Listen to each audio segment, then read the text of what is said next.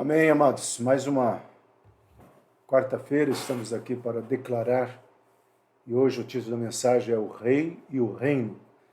E a Tatiana Muniz, vai estar compartilhando essa mensagem para nós. Vamos estar orando e declarando que o Senhor tem o melhor para as nossas vidas. Amém? Senhor, prepara o nosso coração para receber da Tua palavra, prepara também a boca e a instrumentalidade, Senhor, no coração da Tatiana, para que essa mensagem venha provocando a cada um de nós a termos um posicionamento em Cristo Jesus. Amém?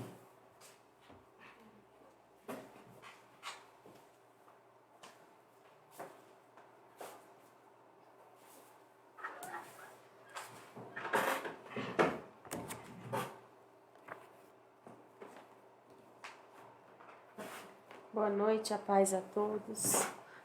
Que a graça e a paz do Senhor seja com todos. Vamos hoje refletir um pouco sobre a palavra de Deus e o título é O Rei e o Reino. Nós vamos iniciar essa reflexão no livro de Mateus 2, versículos 7 e 8. Nesses versículos dizem assim: Então Herodes, chamando secretamente os magos, inquiriu exatamente deles acerca do tempo em que a estrela lhes aparecera. E enviando-os a Belém, disse: Ide e perguntai diligentemente pelo menino, e quando o achardes, participai-mo, para que também eu vá e o adore. A primeira observação que nós vamos fazer a respeito desse tema é que Mateus é o primeiro dos evangelhos, E nós temos ante um período de silêncio de Deus.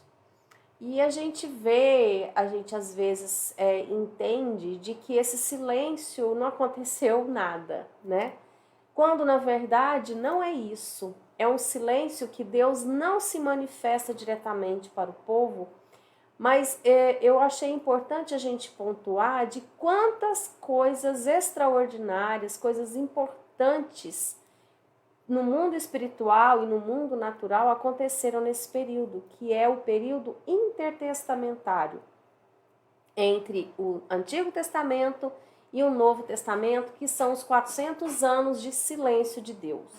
Então nós temos assim algumas indicações, foram muitos outros fatos, mas nós temos aí, pela setinha que a gente vê na imagem, olha quantos impérios aconteceram nesse período. E só para a gente meditar um pouco e conseguir entender o cenário, os últimos livros do Antigo Testamento, eles falam do quê? Do cativeiro, da libertação desse cativeiro. Então, olha só a transformação que foi. Nós temos aqueles livros do Antigo Testamento, onde tem reconstrução de muros, onde a cidade estava toda destruída, o povo estava todo destruído, os profetas exortavam e proclamavam que o pessoal deveria se arrepender, se posicionar, se prostrar diante de Deus, E depois disso, nesse intervalo, acontecem conquistas novamente, várias outras, e o povo de Israel, o povo hebreu, volta a ser dominado, e todos esses impérios trazem influências para esse povo. Então nós temos, em ano 300 a.C., nós temos a redação dos livros apócrifos, 333 a.C., conquista dos persas por Alexandre o Grande. Quem em história não estudou sobre Alexandre o Grande? 280 a 200 a.C., a tradução da Septuaginta, que é a tradução grega do Antigo Testamento, 200 a.C., a construção das muralhas da China, 167 a.C., profanação do Templo de Jerusalém por Antíoco Epifânio. Olha aí novamente a agressão, a história do povo de Deus. 165 a.C., a purificação do templo, a revolta dos macabeus. né, que são os livros importantes que na nossa Bíblia não são considerados livros sagrados, mas que têm conteúdo histórico muito importante, que foi um povo que defendeu a história do povo de Deus. 63 a.C., a entrada de Pompeu em Jerusalém, assassinato de Júlio César, na história, como nós estudamos sobre esse povo, né, o império, o reinado que teve de Júlio César, 37 a.C., a nomeação de Herodes o Grande para governar a Palestina. Então aqui já começa um período que retrata, que inicia-se, que no começo de Mateus, no começo dos evangelhos, já relata esse homem, esse grande Herodes, né? E 20 a.C. é o início da reconstrução do templo de Jerusalém. Por ordem de quem? De Herodes o Grande. E esse Herodes era quem exatamente? Né? Então, vamos só fazer um apontamento. No texto bíblico que nós lemos de Mateus 2, ele cita 3 autoridades. Fala de Herodes, dos reis magos e de Jerusalém. A gente lembra muito de rei magos no Natal, né? Que foi visitar o menino Jesus. Então, vamos parar para refletir um pouquinho. Quem que eram essas autoridades? Herodes era o quê? Era um governador da Judéia. Ele não tinha origem judaica, tinha uma resquício muito longínquo, mas não influência forte. E ele, o que ele buscava? Ele buscava poder, autoridade, ele era um homem tirano, né, que buscava sempre se promover, sempre ter autoridade. Tanto é que, por influência de amizade junto com Antônio, da época de Júlio César, ele conseguiu se tornar governador da Judéia. Quem eram os reis magos? Os reis que vieram do Oriente. Só isso que diz a palavra. Nós não temos muitas informações. Fala-se inclusive que seriam 3 por conta das oferendas, mas não existe uma certeza, uma segurança que seriam isso. Tem a indicação de nomes que às vezes é mencionado, mas não sabe com exatidão se seriam só esses 3, quem mais seriam, da onde que eles vieram? Vieram do Oriente, mas não tem um destino, uma origem específica. Mas o destino deles, o objetivo deles fica muito bem claro. Eles buscavam adorar o Salvador. Eles foram atrás da estrela, foram orientados pela estrela e eles buscavam encontrar Jesus. E Cristo? Quem era Cristo? Um bebê nascido que ninguém sabia exatamente a idade ainda, mas os magos, prestando atenção nos sinais que muitos estudos falam que eles seriam, na verdade, não seriam reis, seriam estudiosos dos astros, e eles estavam atrás desse Cristo que eles conheciam as profecias, e era o Deus que se fez homem, e ele veio para revelar o Pai e trazer salvação. Então nós temos 3 autoridades aqui, 3 reis nominados nessa passagem, que cada um com um propósito, com uma especificidade muito diferente do outro. E os reis magos, o que diz a respeito deles? Antes, né, da leitura que nós lemos, está na palavra: onde está o recém-nascido dos judeus? O recém-nascido rei dos judeus? Porque vimos a sua estrela no Oriente e viemos para adorá-lo. E isso é o que eles falavam, que eles propagavam pela região ali onde eles estavam, que eles estavam buscando auxílio, buscando informação, e eles desejavam ardentemente chegar ao destino deles. Eles não se ocultavam, eles estavam buscando ajuda, disposição, novas informações, porque eles foram guiados pela estrela, mas em um dado momento eles pararam ali e precisaram buscar mais informações. E nada acontece por acaso. E Herodes, que era o governador, ouvindo tudo isso, porque o burburinho começou a ficar forte, ele alarmou-se, o rei Herodes, e com ele toda a Jerusalém. Estranho. Por quê? Que ele se alarmou com essa história, com essa pergunta e com ele toda Jerusalém. Então, convocando todos os principais sacerdotes e escribas do povo, indagava deles onde o Cristo deveria nascer. Em Belém da Judéia, responderam eles, porque assim está escrito por intermédio do profeta. Isso está em Mateus 2, 3, 5. Então vamos prestar atenção que essa pergunta dos reis magos, onde está o rei dos judeus, desesperou, causou alarde na região toda, porque o rei Herodes ficou tomado de dúvida e de espanto. Primeiro porque ele, com certeza, ele se sentiu afrontado, ele estava entre os judeus, ele era o rei daquela região. E como que de repente apareciam magos, que não dá indicação exata de quem eles seriam, mas eram pessoas que estavam buscando informações e eles com certeza tinham autoridade existia uma autoridade sobre a vida deles, porque isso trouxe um incômodo muito grande ao rei Herodes. E ele queria saber a resposta, ele foi buscar com quem?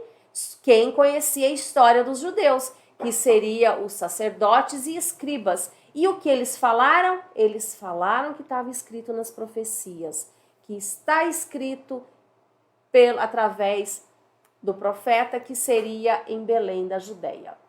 E seguindo ainda na palavra diz, com isso, Herodes, tendo chamado secretamente os magos, inquiriu deles com precisão quanto ao tempo em que a estrela aparecera. E enviando-lhes a Belém, disse, ide, informai-vos cuidadosamente a respeito do menino, e quando o virdes entrando, avisai-me para que eu também ir adorá-lo. Secretamente. Ele estava buscando informação de uma forma oculta. Ele não queria que isso fosse tornado público. Ele queria buscar informações, dados suficientes para saber quem era esse rei dos judeus, onde que ele estava. Agora, isso foi uma coisa que trouxe tamanho receio, tamanho incômodo, porque era o nascimento de uma criança. Olha, isso era reflexo de uma fragilidade, ou a repercussão disso era tamanha que ele já viu a possibilidade de perder a sua autoridade. Ele era rei, e não era rei de um dia anterior, ele já tinha um reinado ali.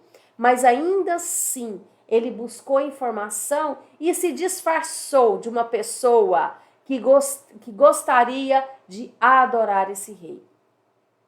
E os magos, de alguma forma, acreditaram nessa proposta. E vamos prestar atenção na atitude de cada um desses reis.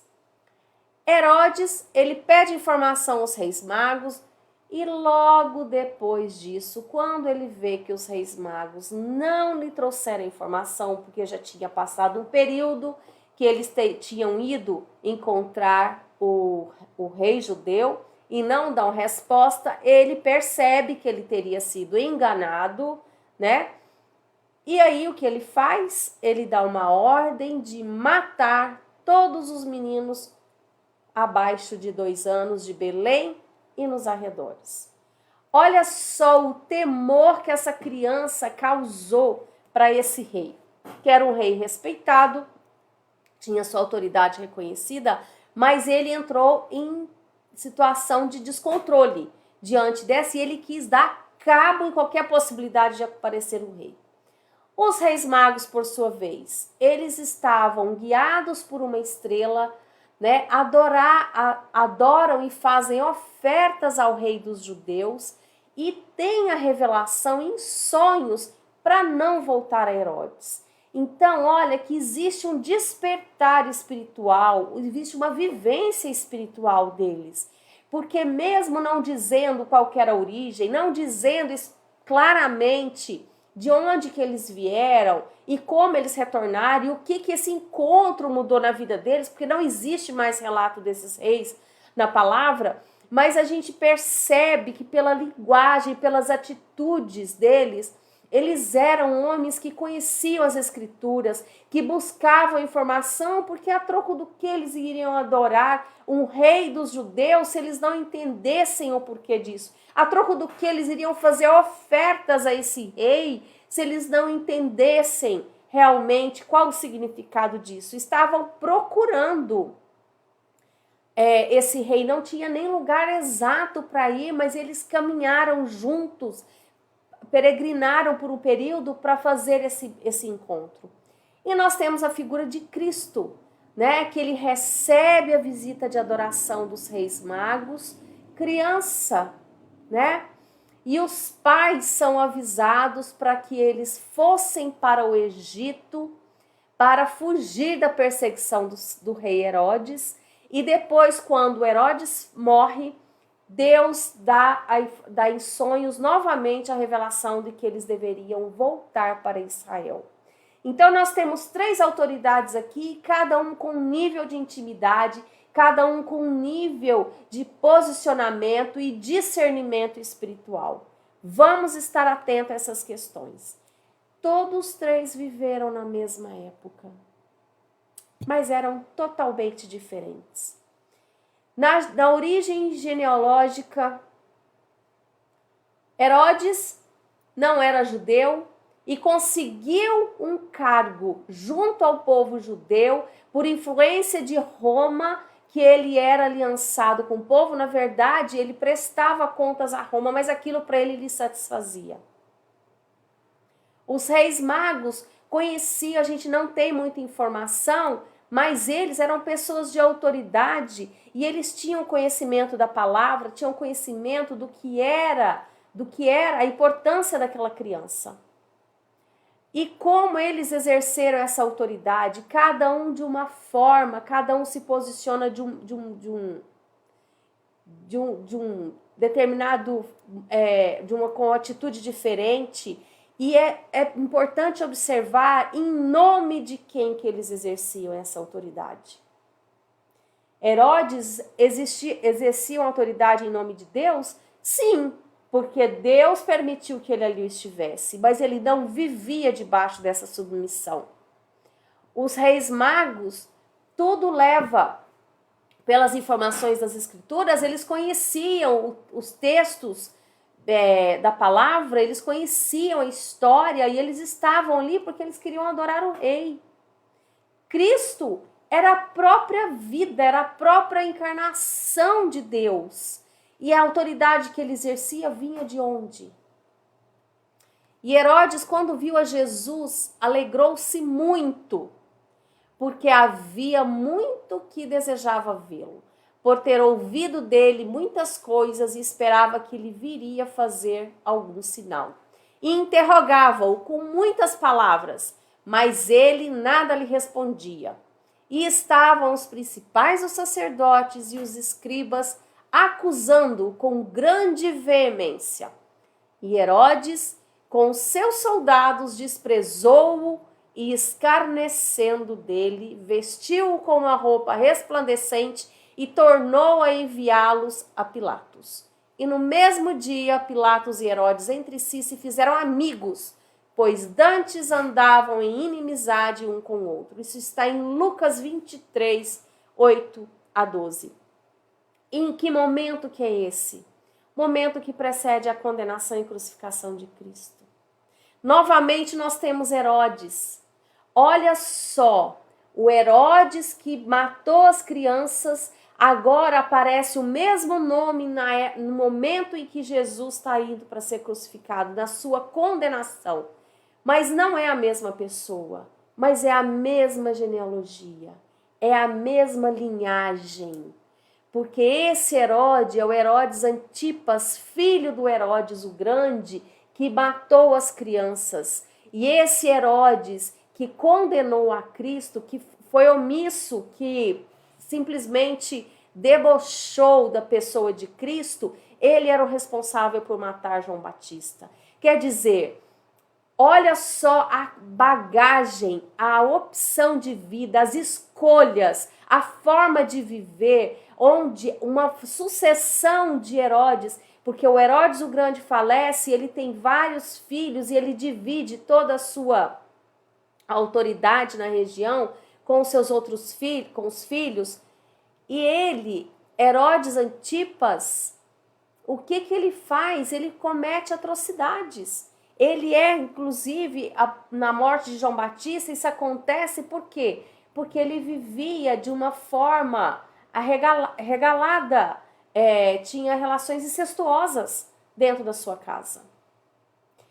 E nós estamos relatando todo esse contexto de Herodes, dos reis magos e de Jesus, e isso está relatado aonde? No primeiro livro dos evangelhos. E Mateus, quem que era Mateus? Mateus foi um nome dado por Jesus, porque o nome dele era Levi. E Mateus é o homem que está descrito no próprio livro de Mateus 9:9, diz assim: e Jesus, passando adiante dali, viu assentado na alfândega um homem chamado Mateus e disse-lhe: segue-me. E ele, levantando, o seguiu. Olha só a autoridade que existia. Jesus já era adulto, ele já estava no seu ministério.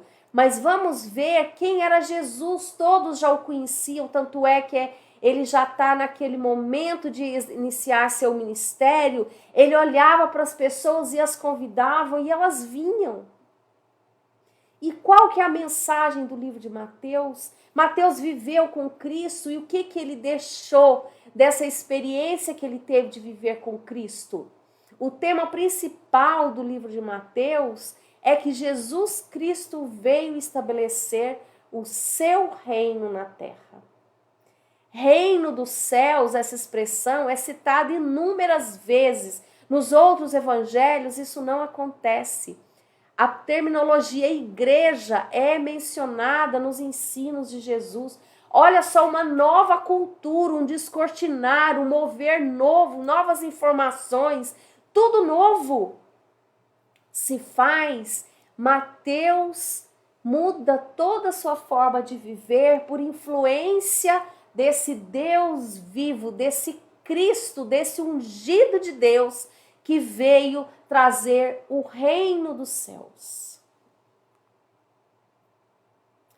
E o que nós aprendemos com esses reis?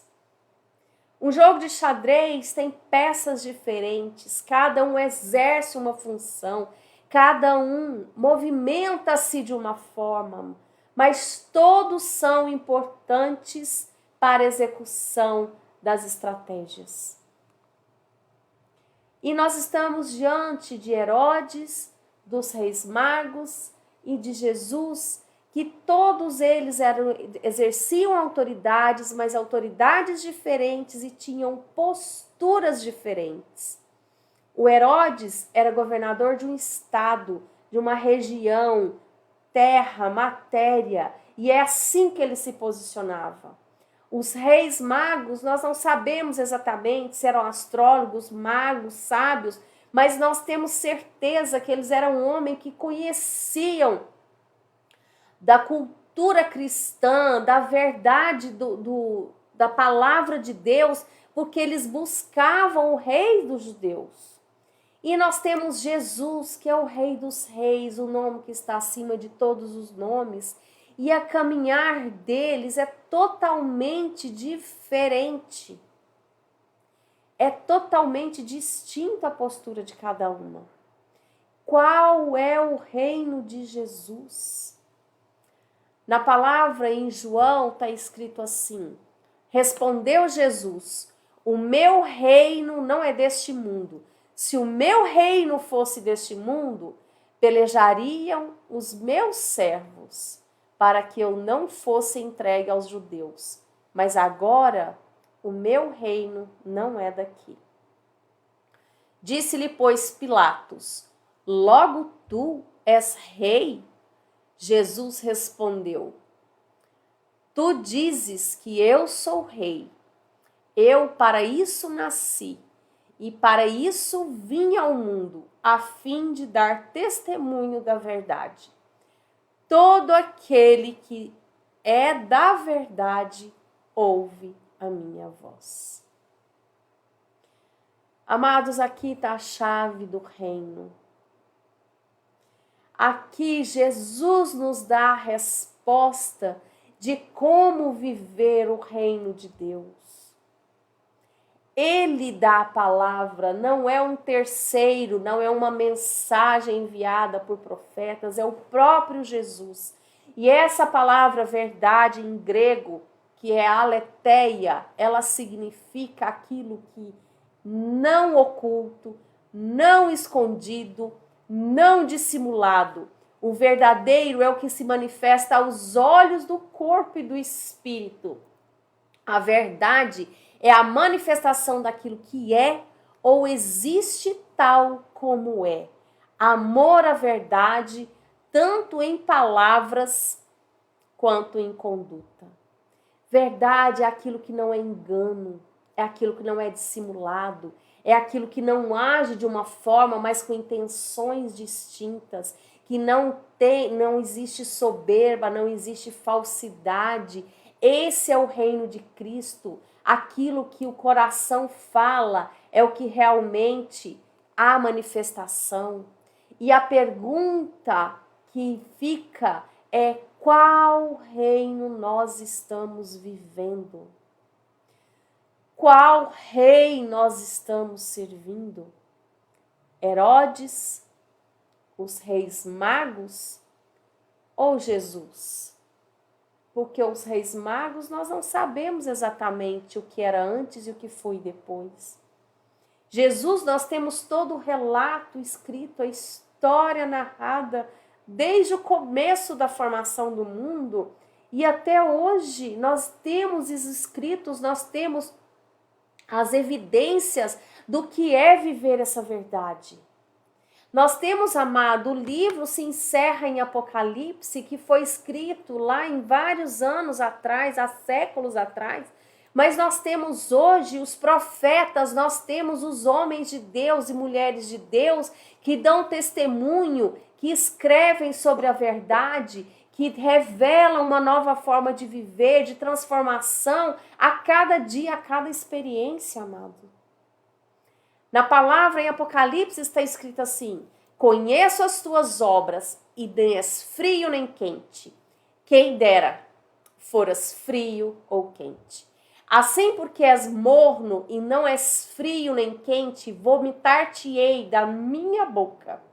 Como dizes, sou rico e estou enriquecido, e de nada tenho falta. E não sabes que és um desgraçado e miserável, e pobre, e cego, e nu. Aconselho-te de que me compres ouro provado no fogo, para que te enriqueças, e roupas brancas para que te vistas, e não apareça a vergonha da tua nudez. E que unja os teus olhos com colírio para que vejas, e repreendo e castigo, eu repreendo e castigo a todos quanto amo. Sê, pois, zeloso e arrepende-te. Eis que estou à porta e bato. Se alguém ouvir a minha voz e abrir a porta, entrarei em sua casa e com ele cearei, e ele comigo. Ao que vencer, lhe concederei que se assente comigo no meu trono, assim como eu venci e me assentei com meu Pai no seu trono. Quem tem ouvidos, ouça o que o Espírito diz às igrejas. Apocalipse 3, 15 e 22. Amados, como é que nós estamos vivendo os nossos dias? Morno é quando nós não fazemos escolhas, quando nós nos omitimos, quando o mundo aparece com tantas coisas estranhas e nós permanecemos inertes. É quando nós vemos coisas erradas e nós não somos instrumento de mudar esse caminho. É quando existem falhas no nosso caráter e nós fingimos que pode ser deixado para depois. Nós deixamos, não é hora de mexer nisso. Amados, qual é a hora?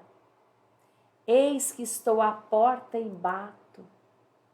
O nosso Rei soberano, onipotente, onipresente, onisciente. Esse é o nosso Rei, nós não podemos lhe ocultar nada. Nós pensamos, nós acreditamos estar enganando a quem? Jesus é amor, Deus é amor e eles desejam ardentemente que nós estejamos entregues verdadeiramente.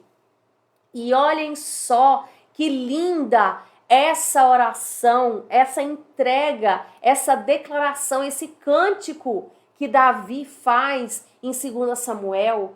Recompensou-me o Senhor conforme a minha justiça, conforme a pureza das minhas mãos me retribuiu.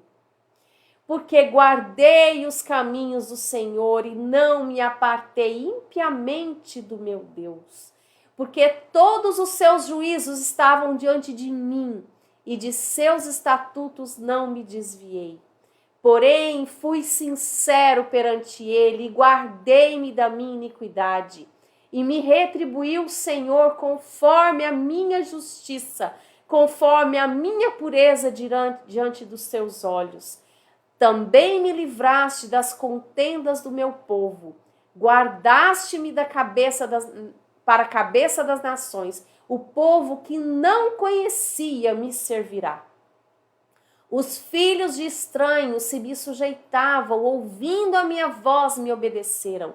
Os filhos de estranhos desfaleceram e, cingindo-se, saíram dos seus esconderijos. Vive o Senhor e bendito seja o meu rochedo, e exaltado seja Deus, a rocha da minha salvação. Amados, que declaração mais linda, que confiança. Que rendição é essa de falar que a justiça de Deus existe de acordo com a minha justiça, com a minha entrega? E é isso que nós precisamos para viver verdadeiramente, amados. Nós precisamos ser as verdadeiras ovelhas que Jesus disse. As minhas ovelhas ouvem a minha voz e eu conheço-as e elas me seguem. Amados, isso é importantíssimo. Nós estamos vivendo um tempo onde as escolhas, cada dia que passa, elas trazem uma resposta mais importante ainda, não só para nós, mas para o mundo. Nós, cristãos, devemos deixar o medo, a insegurança e nos entregarmos verdadeiramente a esse amor e desejar cada dia mais nos aperfeiçoarmos. Nós precisamos aprender a viver em total entrega e submissão a esse Rei, para que o reino dele se manifeste em nós e através de nós. Quantas coisas desagradáveis nós vemos nos nossos dias, mas quando nós estamos longe, nos trazendo resistência a viver na verdade, amados, as coisas ficam mais difíceis, porque Deus não vai trazer conserto para todas as coisas, não porque Ele não possa, porque existe a resistência do coração humano, mas Ele promete, Ele fala e Ele declara que Ele guarda os seus. Amados, o tempo é de muitas mudanças e nós precisamos estar fortalecidos nessa verdade. O Rei e o reino. E a pergunta é: qual tem sido verdadeiramente o nosso rei? Porque o reino que nós vivemos é o reflexo, é o resultado do rei de qual nós servimos. Que nós possamos, amados, aproveitar cada tempo de oração, cada dificuldade que nós vivemos, cada conquista, para olhar para o alto e agradecer por cada experiência, por cada revelação, por cada oportunidade de nos aperfeiçoarmos. Amém? Deus, nós te agradecemos, Senhor, por esse tempo. E pedimos a Ti, Senhor, que venha o Teu reino sobre nós. Ajuda-nos, Senhor, nesse processo de Te conhecer cada dia mais. de te ver, Senhor, em cada situação. E podemos realmente, ó Pai, olharmos para todas as circunstâncias, favoráveis e desfavoráveis, e perceber o teu cuidado, o teu zelo, a direção que o Senhor nos dá. E para isso, nós clamamos a Ti, ó Pai, ó Filho, ó Espírito Santo de Deus. Que o Teu Santo Espírito que habita no nosso interior, Senhor, ajude-nos, Senhor, nesse processo de perceber a direção certa a seguir. Obrigada, Senhor, por esse amor. Obrigada, Jesus, por tudo que Tu foi, por tudo que Tu és e por tudo que Tu és o tempo todo e sempre será nas nossas vidas. Nós precisamos de Ti, Senhor. Que venha a nós o Teu reino, Senhor. Amém? Que a graça e a paz do Senhor estejam com todos. Amém? Boa noite a todos.